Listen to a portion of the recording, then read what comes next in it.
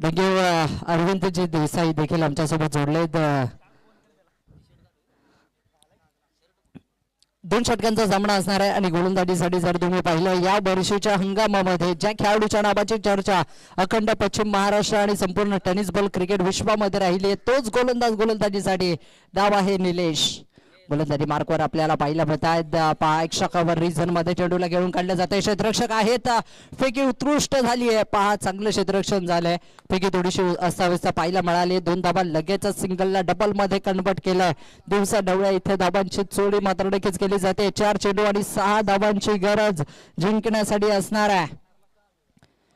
शेवटचे 4 चेंडू आणि जिंकण्यासाठी 6 धाबांची गरज. ही परिस्थिती नवकी नाहीये गोलंदाज निलेश यांच्यासाठी, परंतु या परिस्थितीतून देखील कित्येक वेळा आपल्या संघाला मात्र नक्कीच विजयश्री प्राप्त करून दिलाय. गोलंदाजीसाठी वेगाचा बेतात बादशाह गोलंदाजी मार्कवर मात्र नक्कीच आपल्याला पाहायला मिळेल. निलेश खूप मोठं व्हेरिएशन देखील तितकं चांगलं आपल्याला त्यांच्या माध्यमातून पाहायला मिळतं. इथे पुढे सरसाब डान्सिंग डाऊन द विकेट. पहा क्षेत्ररक्षक दूरवरती वन बाउंस सीमारेखा ओलांडतोय. चेंडू सीमारेषे पलीकडे चाललाय. येत आहेत पूर्ण 4 धाबा.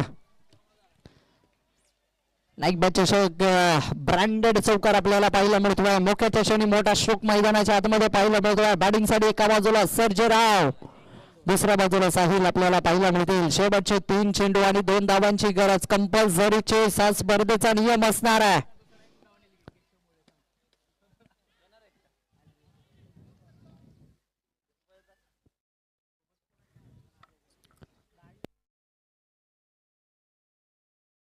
दोन चेंडू निर्धाव टाकणं अगदी जर तुम्ही पाहिलं गोलंदाजाला आणि बारी असणार आहे, कारण या मॅच मध्ये विजयश्री प्राप्त करायचा असेल तर एका बाजूला पंचांच्या भूमिकेत जर तुम्ही पाहिलं विजयजी पाटील सर असेल, दुसऱ्या बाजूला अनुरागजी यादव. हा चेंडू खोला टाकला होता. 5 क्षेत्ररक्षक आहेत त्या ठिकाणी, परंतु पाहता पाहता बॉल एक शॉकवरला डीप मध्ये चेंडू जातोय आणि साबडा विजय होतोय. अर्थातच संघ